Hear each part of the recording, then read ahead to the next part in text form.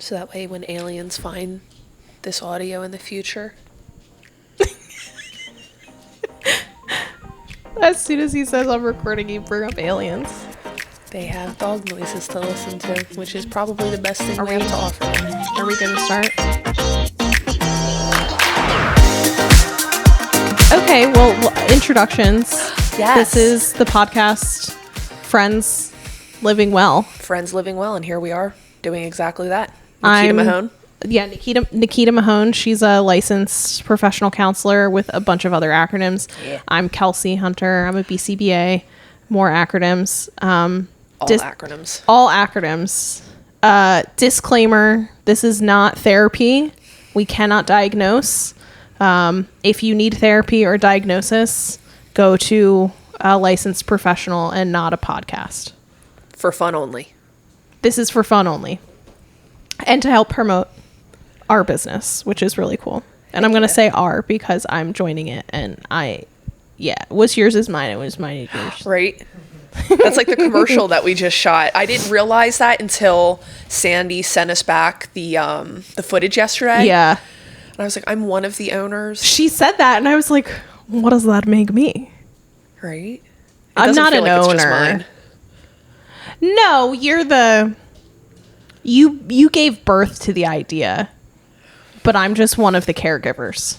Well, and even in my idea, I always knew that there were going to be other therapists, other helpers that I was going to find that had to be part of my plan. That was part of what I wanted. I was like, I want to have strong people that I work alongside that become community, and then we create a larger community. Yeah. So it doesn't feel like it's just mine. And speaking of which, something that is really exciting, eventually we will have Ashley Persico on the show as well. And she is another one of the therapists and co-owners of Full Living Wellness. Good correction there, yeah. Yeah. So, excited to sit down and talk. We're best friends who also happen to be therapists, and we want to share our experiences and opinions and thoughts. It's just super cool. What can we say? We're cool. And this is cool. And I feel really cool when I hold a microphone in my hand. I feel way more important. How does she sound, by the way? Good. Okay. We've improved from last time. Yeah. Well, I don't know. How do we want to start things today? I wanted to touch on, because I know we brought it up in one of our last episodes, the thing with BetterHelp that has come out lately. And then I sent you some stuff on that today. Yeah. So yeah, I read an article. Nikita sent an article about BetterHelp, and we wanted to talk about this because one of the cool things about Full Living Wellness is it's private pay right now, which means when you get therapeutic services through Full Living Wellness, you don't have to worry about your private health information getting leaked somehow. And that can happen through different means, like questionnaires you fill out, medical information that you're providing, maybe a third-party service like BetterHelp. So through private counseling, through people that have their own LLCs, hypothetically, your information is more protected, especially if you're not going through insurance means, because another thing that happened, I think recently, was like there was this big hack in like a huge database look that up too, yeah. with all this medical information. I know it's happened a number of times, and it feels like it is more and more the alerting news. That's something that as I've built up the practice and gotten all the legality nailed out, that I just saw coming up more and more in all of my documentation. It asks, what are you doing to protect against cyber? It's almost a disclaimer. Like they're like, we can't help you ensure that that's not going to happen. So we're going to have you sign this document that says we're not responsible. You're responsible. Yeah. And at the end of the day, how am I going to protect from cyber bullies on? Yeah. Yeah, it was like this big cyber attack that happened, and I, through the organization that I currently work for, not Full Living Wellness, I remember getting like an alert that was like, hey, our biggest system that holds everybody's medical charting there's been a breach in the system. We don't know when it's going to be back online and all that stuff. So that's kind of what brought up this conversation. Is obviously we want to talk about like the risks and benefits of different types of therapeutic services, because that is very much the world that we're living in right now. And one of the cool things that I think has happened via the pandemic is telehealth Right? therapy. And I feel Changed like, so much.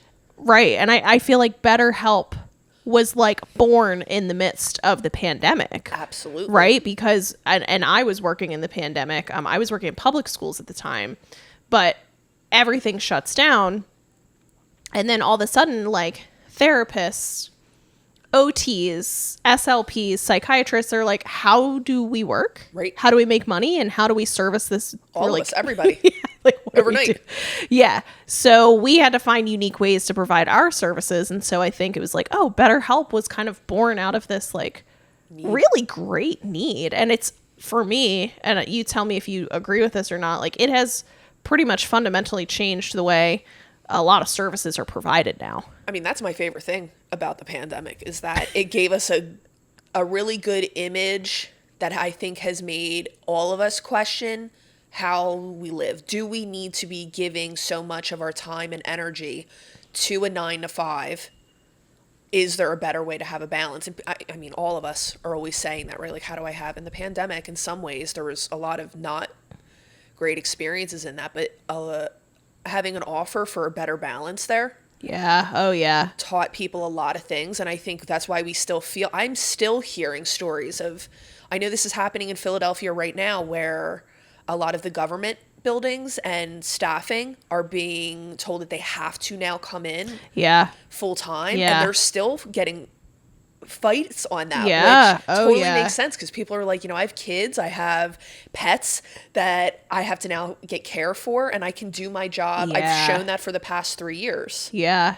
So I really like that it's opened up that lens. I feel like it's just given a cultural shift to things, and definitely therapy was one. I had a unique experience in myself, because for the majority of the pandemic I stayed in person. Yeah. Same.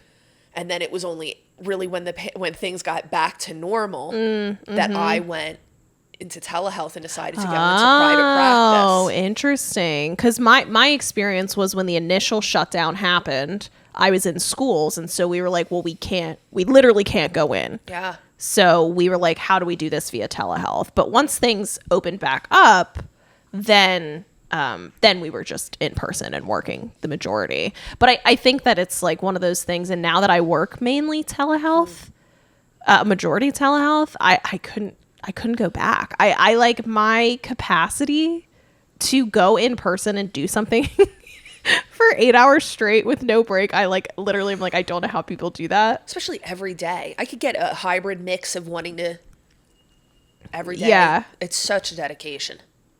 And that's where I'm just like, I feel so spoiled. And I feel like, again, my capacity has completely diminished because of that when it comes to like long sustained effort, when it comes to working. And I just think, for people that are doing the type of work that we're doing, there's just so much mental fatigue and there's so much mental working that I personally really like doing the telehealth stuff, because it does allow me to take breaks. I can go and walk my dog. I can get off a screen. Like I can do all these things when I'm working. Go sit in my garden. Yeah. So there's a lot of benefits to telehealth. And I think it's really beneficial that those options are now available. I think that they're really good because there's a lot of people, especially the types of children that I'm working with, that live in areas that are service deserts. So they don't get any services because they literally don't exist. Like I have a family that I just got a referral for who like lives all the way up, like so far in PA that it's like almost New York. Wow. And there's nothing there. And they're like, yeah, well, like we need all these things, but we can't get them. And like, if we want to come to your organization, we have to drive 3 hours. Crazy, right? Otherwise, just relocate to a very expensive area. Right. In this economy, in this menominee, nobody can do that. So anyway, all that being said, that brings us to BetterHelp. And again, great that it's an option. It's really awesome because more people can access it. But like we said in the first or second episode, I can't remember. Yeah. When you come out with just this incredible marketing and giant organizational structure, not excellent things can happen. Speaking of like data breaches, privacy being leaked. And I was like in the article you sent me, I was looking at the numbers that they were proposing, and they said since BetterHelp is founded, over 2 million people have joined. And over 27,000 therapists. Which I said feels so off. I feel like that ratio of services then is just so... Yeah, I'm like, how do we go from millions to like not even 100,000 therapists? Like Exactly. how does the math work on that? I'm very confused by that. Yeah. But again, is that just representative of what we all know to be true, which is people that have caseloads that are so astronomically large that it's not feasible to provide high quality services for that caseload? I don't know. Maybe. Maybe. I mean, The that's what math is happens. not mathing, but I again, and I think, I mean, Tom, if you could double check that information, but I mean, that's what it said in this article. Yeah, that therapist number seems really low. That was the first thing. I was like, 2 million. Wow. Who published that article? Do you remember? It was published by the Federal Trade Commission. Yeah. All I'm finding about them is that the FTC, they reached a settlement because BetterHelp sold private information. So that's what we're going to talk about a lot. Without consent. Yes. So we're going to talk about that because, so again, benefits of telehealth therapy. You can access service areas that are devoid. Absolutely. We love that. It's a better work-life balance for the therapist, but also the person that's getting serviced, right? It doesn't get any easier than just open up your phone, which you're already using, right? Literally, like I just had a parent, she was like, sorry, I just finished a workout and sat down at my desk. And I'm like, don't apologize. That's awesome. I'm really glad you got that workout in. Yeah. And feel free to grab something to eat if you needed to. Yeah, literally. So that's a really good benefit. Accessing different areas, helping a more wide range of people, easier to access. So there's not barriers like transportation and things like that. But I found since its inception, BetterHelp has signed up over 2 million users and today has over 374,000 active users. But there are 30,000 licensed, trained, experienced, and accredited psychologists, marriage counselors, therapists, social workers, and etc. So that makes a little bit more sense because you're saying 300 some thousand active users. You're looking at about 10 to 11 people per therapist, if you think about it. sure about that? It doesn't matter because we don't do math here. When we hate math, and math is dumb. We are not math. We're not mathematicians, and I never will be. And I will never bring up math again on this podcast. Well, that's why I liked that that second article that I sent you of I forget who published that, but I really liked how they ran through different experiences, and they gave a lot of direct quotes of what people said about their experiences with BetterHelp, and that I really liked because it matched a lot of what I've heard, which is that because just like you said, it's more accessible for therapists too. So I've heard a lot of therapists that are, for one reason or another, can't work full time, only have a very limited number, don't want to establish their own kind of client portal and all of that. And so BetterHelp being able to supplement all of that support allows them to offer at least some services that they can do. And it seems like those therapists, because they're great therapists, they offer really great services. Yeah, it works for them. It works. And then it seems like their experience was also that there's the other very generic. It almost sounds much more like coaching. No real nuance, just what you would expect to hear. So not having a sense that it was very worthwhile, which I always think is so disappointing because Yeah. if somebody gets a bad impression of therapy, it can Oh my turn them gosh. from it forever. So Which is also a part of the reason why we also wanted to do this podcast and have these conversations. So that way, maybe we can kind of like, at least for me, maybe dispel some myths or Yes. things surrounding therapy. Not to say that those experiences aren't valid or they're not true. Like, these things are happening, and we know that there's not excellent services, and we know that there's professionals that could use more supervision and training and things like that. But yeah, I think I would like to educate people so that way they can make an informed decision of like, this is the right type of therapy for me. Maybe these are, and maybe this is something we can talk about, is like, what should I ask? Like, how do I interview a therapist? Like, what questions do I ask that person to determine if they're a good fit for me? Because they're trying to figure out if they're a good fit for you. how do you make it worthwhile? Right. And sometimes you just don't know what questions to even ask, right? You've Especially never it's very overwhelming going into it, and you're like, what are they going to ask me about? How much of myself do I have to share? Yeah. And then you're like, do you have any questions for me? And they're like, Yeah, and it's Do like, I? here's all my traumas, and also, are you going to be good therapist to me? Or I don't know.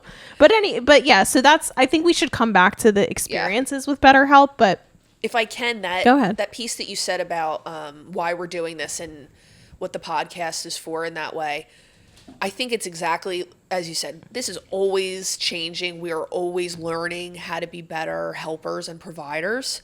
And even this example of BetterHelp, like if you would have told me this scenario, I would have gone, oh, that can't possibly happen. That's a violation. You can't sell identifying information about clients who have pursued you for medical services. That's Correct. what HIPAA literally exists for. yeah. And so to find out that an organization like that, somehow because they're offering in this gray area telehealth services online, it hasn't quite been regulated. Easy, simple. We'll match you with a therapist today. You can switch a therapist whenever you want. Like, great. Is that a great idea? Yeah. But what does the execution actually look like? Now we're It saying sounds too good to be true. And it is. Plot twist. It is too good to be true. Yeah, get into more details about Yeah. what happened with the information.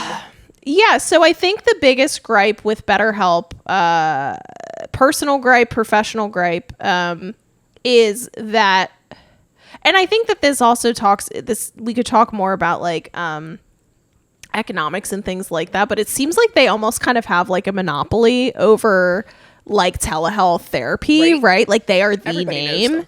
Everybody, they have millions of dollars. And the reason why they have millions of dollars is because what they did was they took your private health information and they sold it to places like Facebook, Pinterest, Snapchat to market ads to you to get more services. Tom, Their revenue in 2023 was $1.13 billion.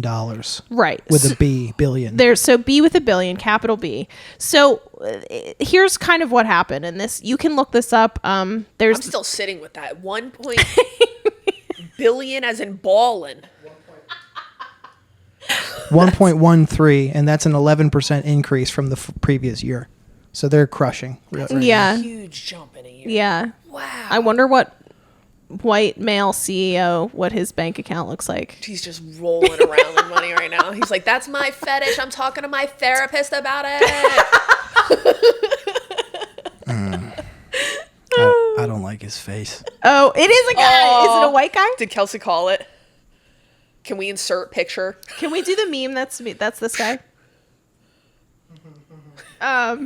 So anyway, these mother effers. Yeah. Let him know. They stole private health information, and how they did that was basically when you complete an intake with either an intake person such as a Nikita, Or just even like a form that you fill out. a when form you, go you into the fill out, a website. questionnaire person, whatever, right? You fill it out, and it's going to ask you, like, what are these feelings that you've had? Are you experiencing grief, depression, anxiety, all of these different things? And so what BetterHelp did was they said, don't you worry. You're going to fill this out, and this will never be shared with anybody.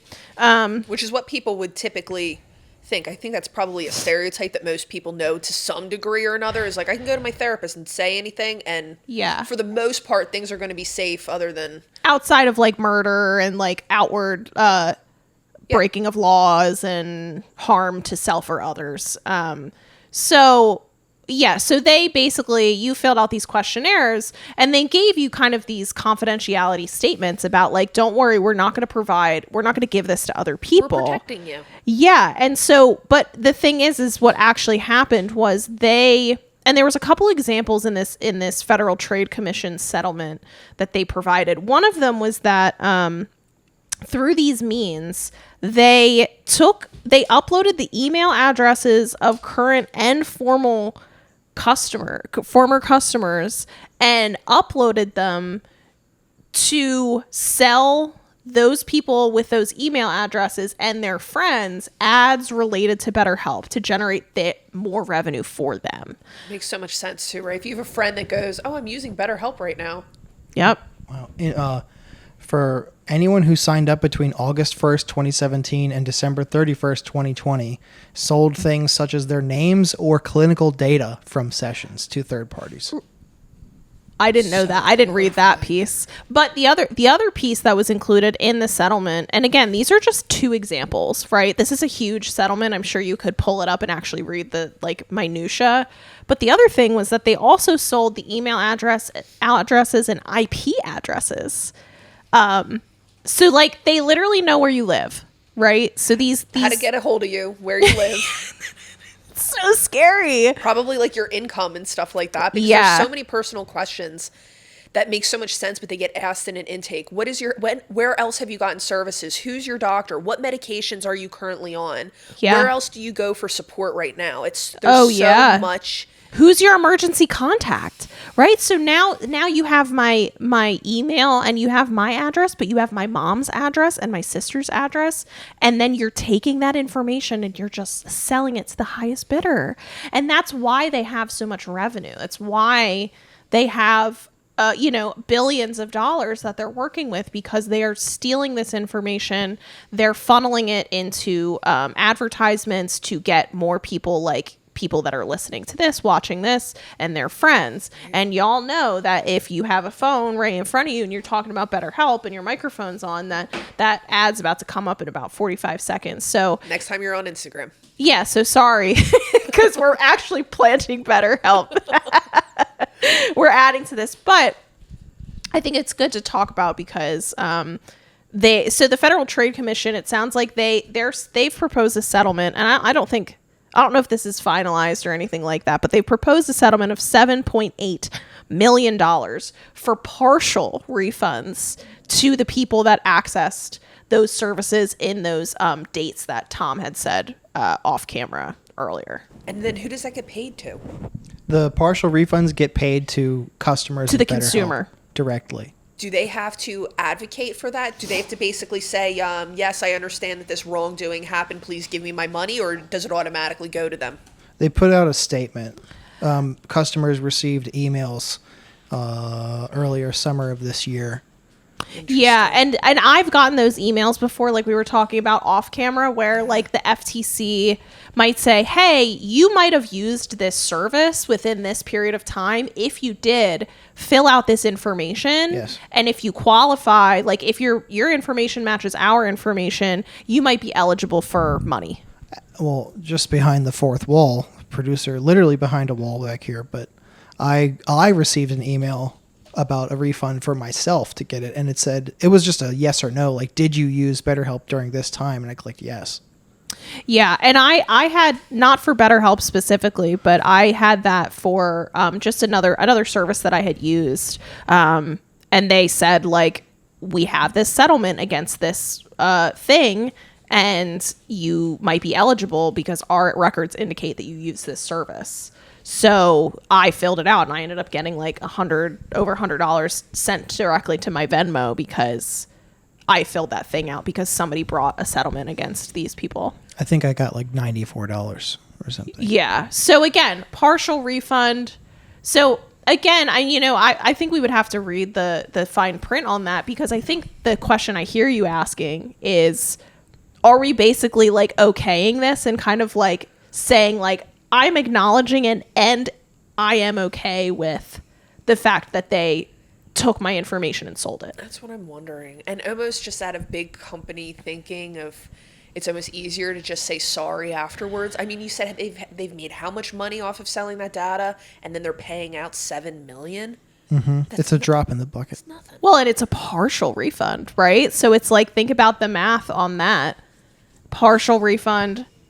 And again, like, I've not personally used BetterHelp, so I don't really know what it looks like, how much money per session. Yeah. Like, I don't know what any of that looks like. That was something interesting I learned about it too. It's which I don't exactly hate. It made me think like, oh, let me explore that myself. But monthly payments. So you sign up almost like you would for a gym fee. Every month I pay this amount. I don't exactly, I'm assuming there are parameters there regarding how many services you can engage in. Like, okay, if you pay X amount per month, you can have 8 services, whether that's sessions, emails, text messages of some kind.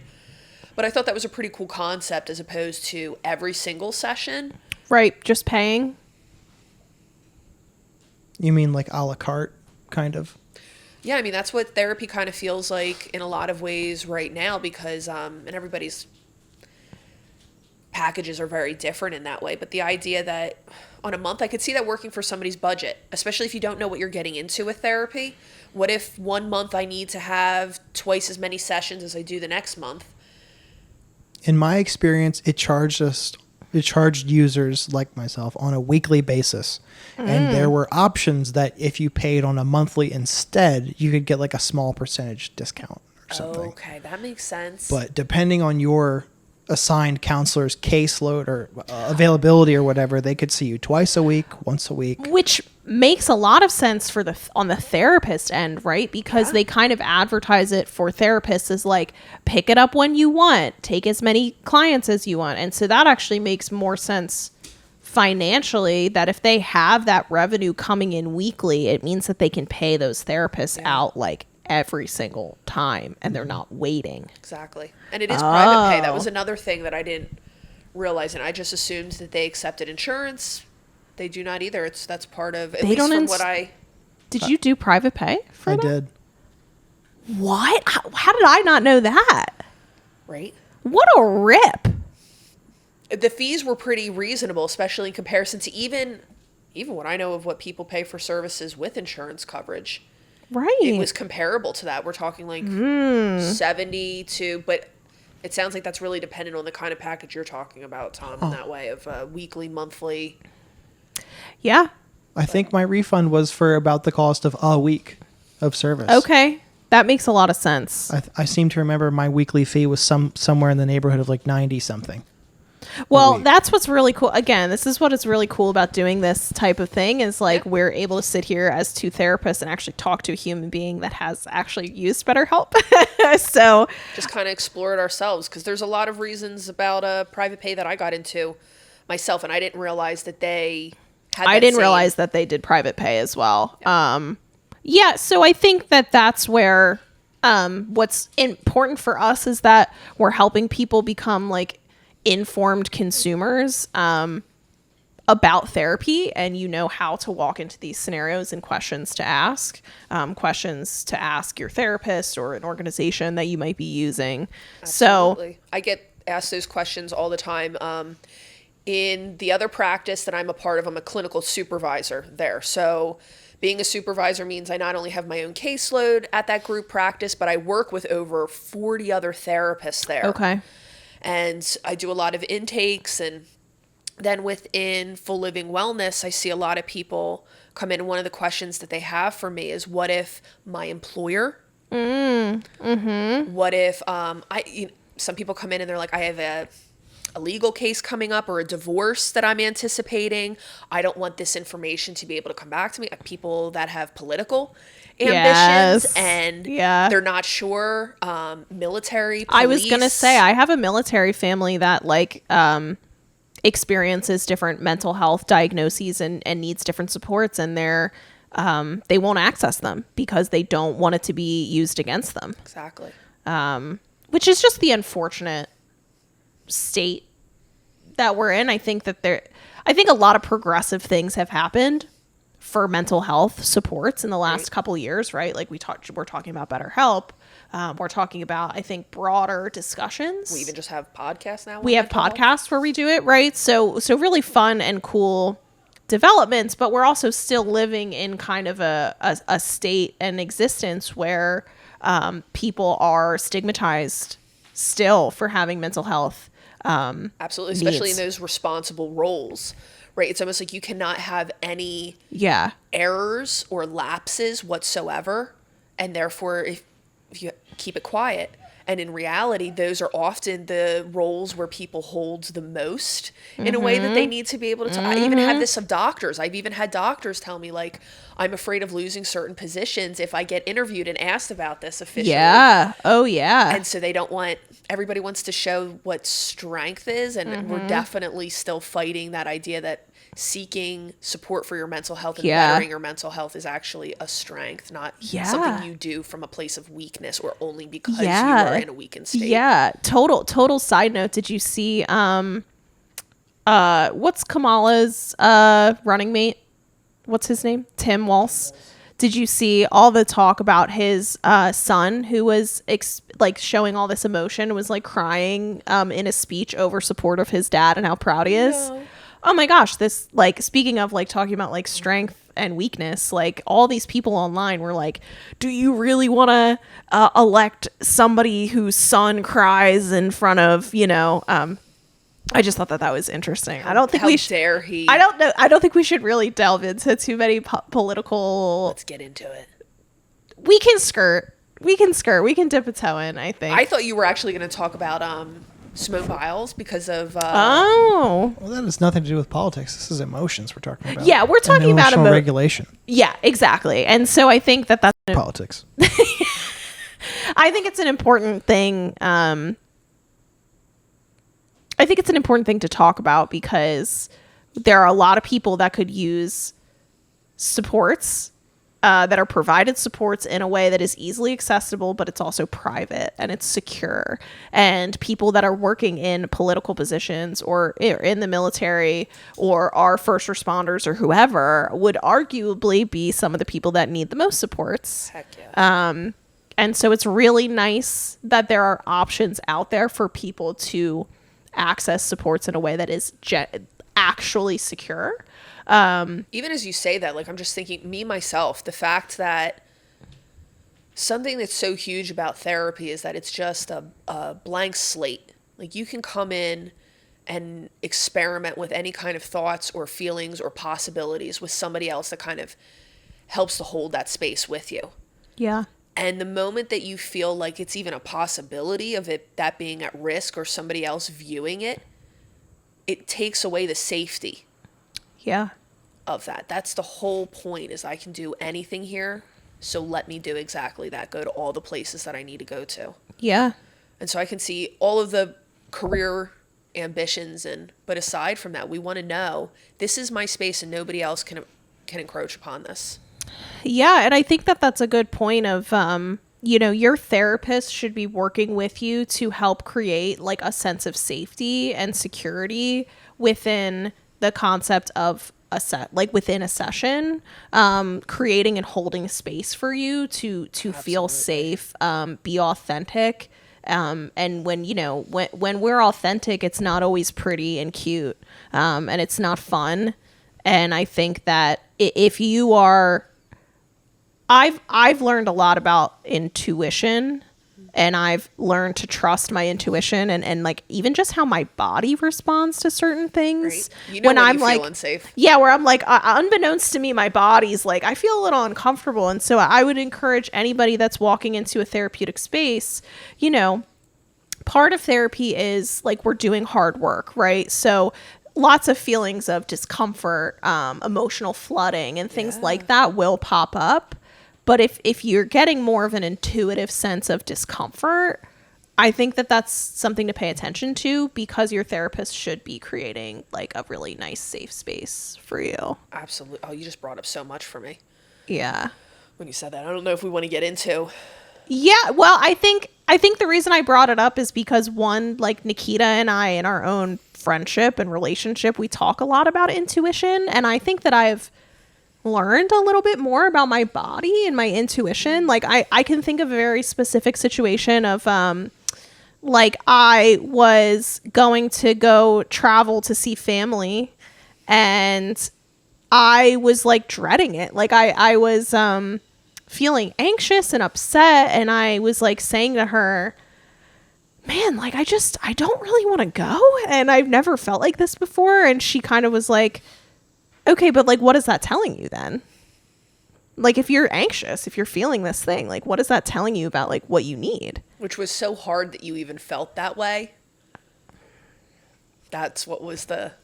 That sucked, and that makes me it makes me a little bit emotional to talk about, because it's not a good thing to feel like that with family. That's what makes it so hard to acknowledge in that way. Like, I don't want to feel this kind of discomfort with the people I love.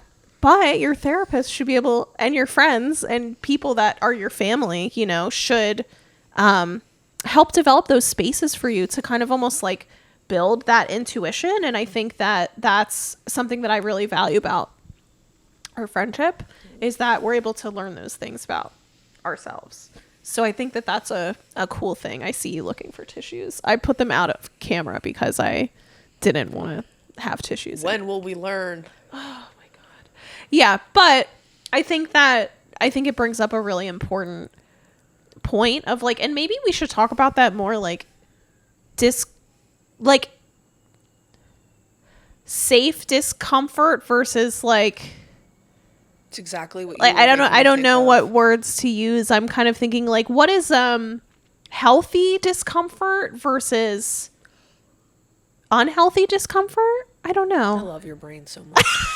I just love everything that it does and it comes up with. I'm sweating now because I cried a little bit. But I think we should. No, I think what we should talk about. Can I answer that though? Because yeah, I don't know if I have like but there's a particular word that I use myself, and I love to give this to those that I work with too. Stress versus distress. I remember being in like a physics class when I first learned. Can you write down that time so we can talk about stress versus distress? Sorry, I don't want to interrupt, but... No, you're good. I was going to read that to you, but I don't know what that says there, Tom. I was like... Yeah, so what is stress versus distress when it comes to therapy? So that idea and concept really stood out to me because when you take that word for what it means kind of historically in science, and it comes from a place of physics, it literally means to apply pressure to something to create change. In that Stress way. does. Stress, okay. yes. Like, That's and it's the usually, definition. you know, in physics we're talking about like actual objects and items and things like that, but we kind of brought that into our own language and used it to describe how we feel or what an experience is, stressed. Yeah. But a really important distinction for me is like stress is an amazing and necessary thing. It's what makes our lives feel full, because it is the challenges. It is going outside of our comfort zone to do something that will make us grow, because we only grow in that outside when we're experiencing. It's like that, you know, corny saying of like, only pressure makes diamonds. Yeah. I just heard Matt Kelly from The Vault voice as soon as you Iron said that. Sharpens iron. Iron sharpens iron. But it's so true. That's where it's a good point. We all know that. We all have moments in our life where we're like in that, we were like, that was the worst and the most difficult. And then coming out of it, we're like, I'm so much stronger, or I have this, or I did this because that happened. Yeah. So that always really helps me, because when I'm in a stressful situation, I always say this about public speaking, actually, which is kind of funny that we're doing this. I don't know if I've ever told even you this about myself, that used to be one of my biggest fears. Yes. Okay, because I used to be like that person that would stand at like the front of your classroom and with just like hold the paper and read off the like paper. Just like, please let me evaporate from existence in this moment. And one of the framings that really helped was not only that idea of this is stressing me because it's important, but it was just to own that and to put that into the room. So I used to start doing that to dispel my fears. So I used to say like, I'm up here, I'm shaking. This is literally one of the most terrifying things for me to do. But the message Label it. that I have that I want to talk to you about means that much to me. Yeah. And that just, it reclaims the situation. Reminds me very much of like when we're getting in the ice bath, which has been like a whole stage of our lives of you can do hard things, you can be uncomfortable even when your whole body is screaming at you. Yeah. And so stress is an amazing needed thing. It's needed for change. It's needed for growth. And you had shared something yesterday talking about like the goal is not that we're living in the absence of stress or the absence of triggers, but we're living experiencing triggers and still staying regulated. So like the goal is never that we are always happy or completely regulated. 100%. Like that is if you don't want to if you want to do therapy and you don't want to feel uncomfortable, then like those two things can't happen I think that's what made at the same time. me think of it is because especially when somebody's new to therapy, Yeah. there's almost this idea, and it scares people in therapy, of like, I have to go in and do all these hard things and be under tremendous amounts of stress, or what I would call more distress, in order to do the work. And that is true to a degree, but so much of the important relationship is to be able to be in a session and to clock, how are you feeling today? How much of that challenging work can we do today? Are we going to talk about it directly? Are we going to dive into it? Do we just want to talk about that you can't do it today? Yeah. And talk about something else that you're needing more in the present moment? Yeah. And stay safe. Yeah. So I just wanted, before we go into distress, I wanted to bring that back. Yeah. What you were But reminding me of. I think that that's a good thing. Again, like if we're talking like dispelling myths or clarifying purpose or benefits or, you know, things that you can explore in therapy, it's not, you know, you are going to feel stress. That is not a bad thing. But it can be a bad thing if you are experiencing, and I would like to hear your kind of definition of distress, but in my mind, it would turn into something bad when I am experiencing high levels of stress without decrease. So it's happening frequently. It feels very intense. It happens consistently every time. Like that to me might be a flag of like maybe I'm not safe here. Very good features of it, right? Yeah. Especially that activation level. Yeah. I mean, our bodies are only designed to be in a state of activation and stress for so long before they literally start shutting down because of... Right. So like when you say activation, can you kind of like what does that mean physiologically? I think of that as our central nervous systems. Okay. So basically, we have our minds, obviously, and then we have our bodies. And a lot of times we might be thinking about or feeling an emotion or thinking about something scary. We're going to feel a sensational response within our bodies to that. We might, so a stress response, historically, it's supposed to keep you alive in case, say, a bear enters the room. Yeah. You know, so your stress response gets your heart going so you can run if you need to. It's a survival mechanism. All of those that things. Everybody has. Everybody has it and does it. And so we need it. It can be really, like I said, if I'm public speaking, my heart pumping and getting blood to my brain is only just helping me to think more quickly, more effectively, focus better. Those are all things I need. I especially want them in that moment. Right. I want to be a little stressed out. Yeah, because it can be productive. It's like, okay, like I'm walking on the street, somebody throws a punch at my face.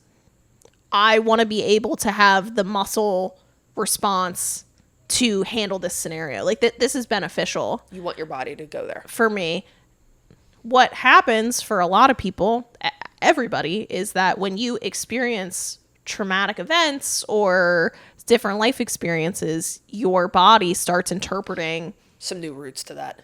Stimuli as threatening or stressful that's triggering your survival instincts that it shouldn't be. So that's where it comes back to this idea of like stress versus de-stress, right? Like when you're doing therapy, your survival mechanisms are going to operate, and that's a good thing. It can be a good thing. But when it comes to distress, that's something different.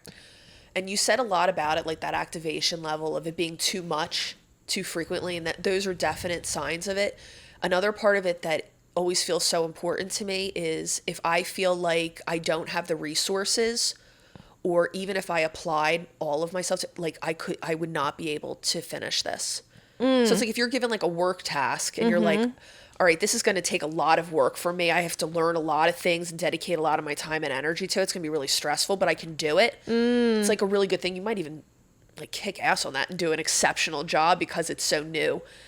But if I don't have the resources, I don't have the time, I know I'm not going to get the job. There's nobody I can even ask to help me do it. I feel hopeless.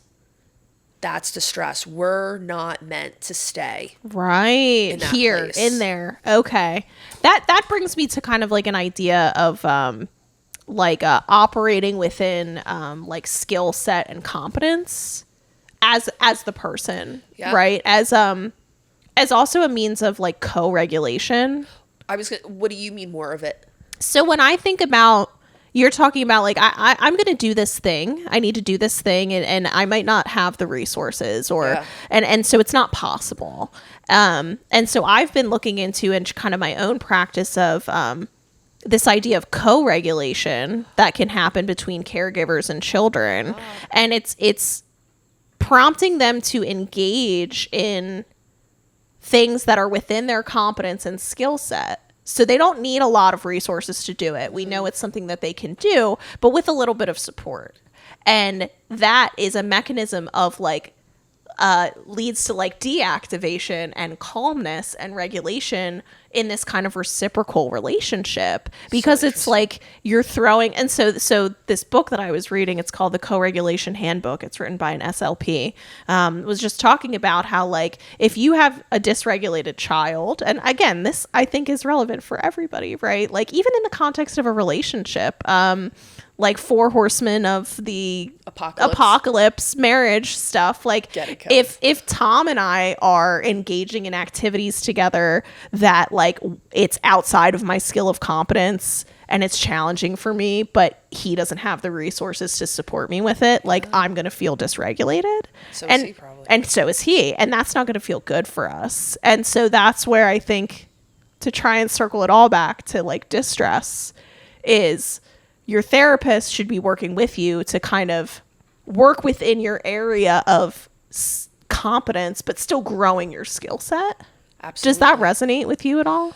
I heard you basically saying, at least in your line of work, that a lot of what you do is take a situation that might be distressing and you give it enough support and resources that it becomes maybe just stressful. Yes. Going from distress to stress. Yeah. Which is manageable. Yes. Then we can actually do something. And that's, even when I think of the fact that you're working with families and children, the idea of hopelessness, like I can't. Yeah. That's a heavy, versus this is going to be hard and I have to keep practicing, but I can do this and other people believe I can do that. It's everything. It's everything. It is, and I think that's those are some of the hardest conversations that I've had, where I've literally sat with a family and they have like sat and said, I don't think this is going to change. This is going to keep happening, and this is who they are. And my response is, then why are we talking?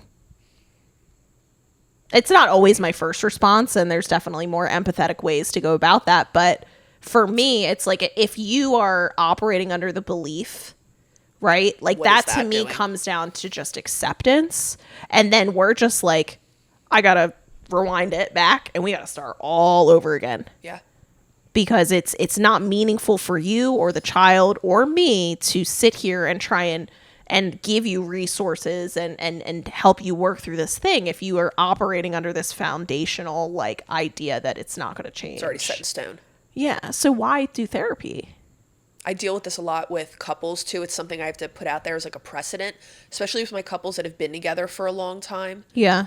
Because they have like an assumption that it's like, it's already done. Just like yours is like they already are so ingrained in that there's no way they could change. Yeah. And it's like the only way we're going to foster any kind of change is that you have to acknowledge what the past was, but you have to welcome new opportunities in the moment. Yeah. You can't keep just pointing back. Yeah. I said that to I used like the metaphor of like a trust fall where I was like, we can acknowledge, like, the best predictor of future behavior is past behavior, right?